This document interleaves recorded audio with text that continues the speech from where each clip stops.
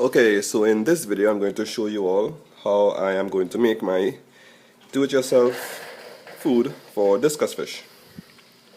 So these are all of the ingredients, well, most of the ingredients I'll be using. The ingredients are paprika, carrots, these are 2 large carrots that I cut up, some beefheart, some shrimp, some Knox unflavored gelatin.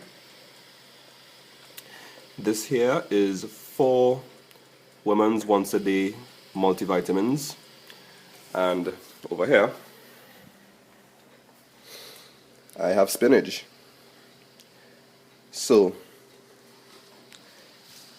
if you are wondering what that gargling noise is, I'm just warming up my steamer, because the first step in making this food is to steam the vegetables. So let me put the vegetables in the steamer and we will continue. Okay, so the vegetables are in the steamer.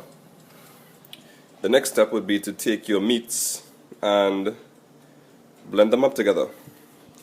Right here I have a deep bowl and I have my little hand blender here. So all I'm going to do is just take my meats, my beef heart,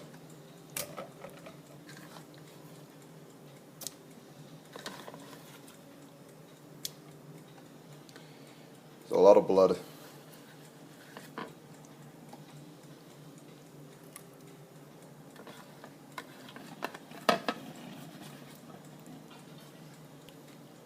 Okay.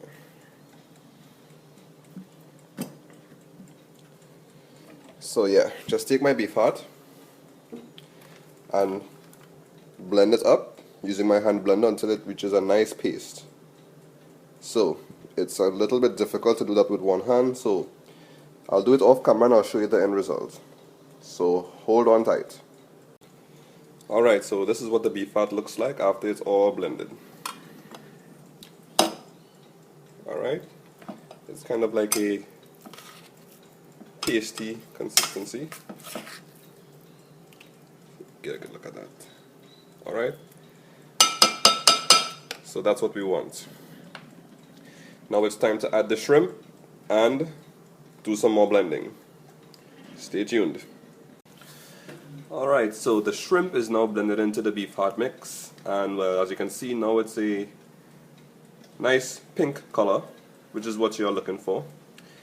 Next, what I'm going to do is I'm just going to sprinkle in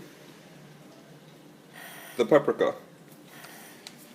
Now you may be wondering why you may need paprika for this recipe, and the answer is paprika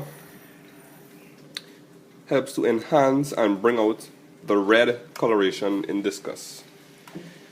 I have some red discus downstairs, so this will be good to bring out their color.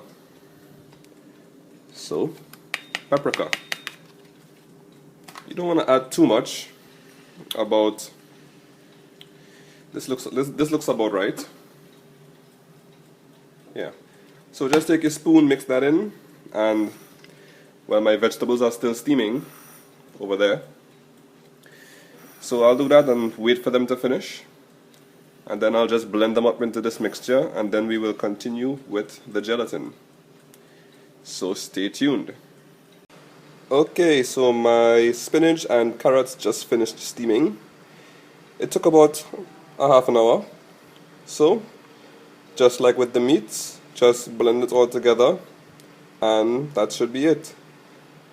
After that, you have to add your gelatin, put it in the fridge, and you have yourself your DIY fish food. So let me do all of that and I'll show you the end result. Okay, so the spinach and the carrots are now all blended together. As you can see, the mixture now has a nice dark green to it. Now I'm going to add the multivitamins, women's once a day. I have it right here. What I did to crush them was to just chop up the pills into four pieces and just crush them under this knife here, much like you would do garlic. So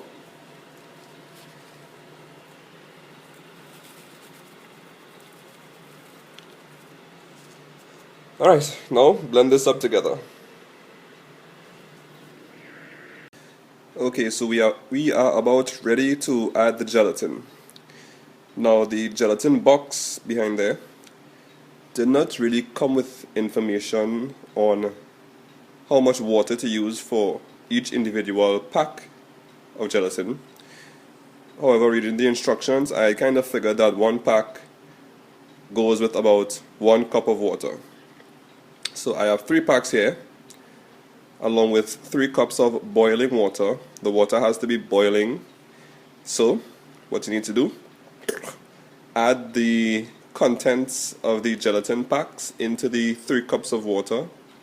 Stir it around until the gelatin is completely dissolved, and add it into the Beefheart. Alright, so let me do that, and I'll show you the Beefheart before I add the gelatin mixture and after. Alright, so this is the Beefheart before the gelatin. I have the gelatin right here. Now you want to add, you don't want to add too much gelatin. Add enough gelatin so that the consistency of your Beefheart mixture is kind of like pancake batter. So here's my gelatin. It has all been dissolved in the boiling water. So just add it slowly.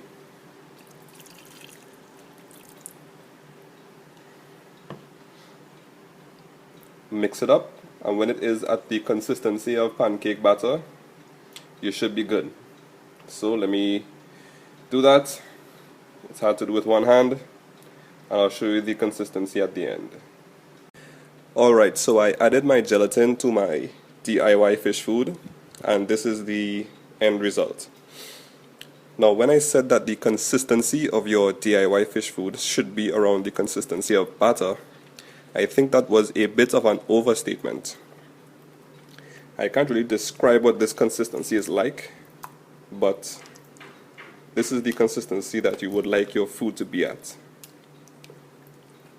It's not as runny and wet as batter, but it's still pretty wet. Alright, so take a look. This is what you want your final consistency to be like.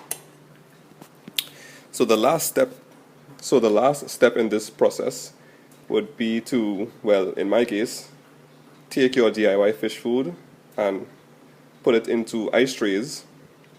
If you don't have any ice trays, you can use a shallow bowl with a wide surface area. Just put your food into it and spread it out and pop it into the fridge. And you can leave it in the fridge overnight. What will happen is that the gelatin will take effect and bind the food together, so it will be like a Beefheart shrimp and vegetable jello for the fishes. Alright, so let me do that. I'll put it in the fridge overnight, and you will see the end result in about 5 seconds. But in my case, it will be in some hours. Okay, so the do-it-yourself food has been in the fridge overnight. Let's see how it turned out.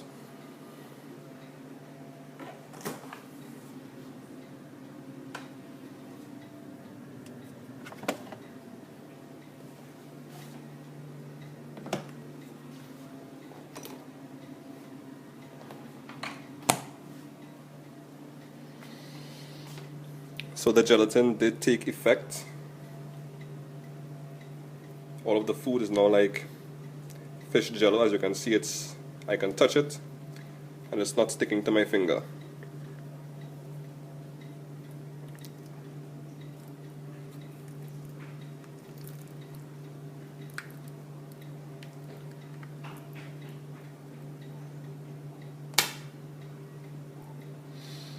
Alright, so this is what it should come out like. From here, what you need to do is cut it up and feed it to your fish accordingly. Any extra that you have, make sure and freeze it, and when you're ready to feed, cut off a small piece, toss it into your aquarium, and your fish should love it. So this concludes my video on do-it-yourself fish food. If you have any questions, feel free to comment, and make sure and subscribe. I'll be releasing more videos in the future. And that's it. Thanks for watching. Do-it-yourself fish food. Take care.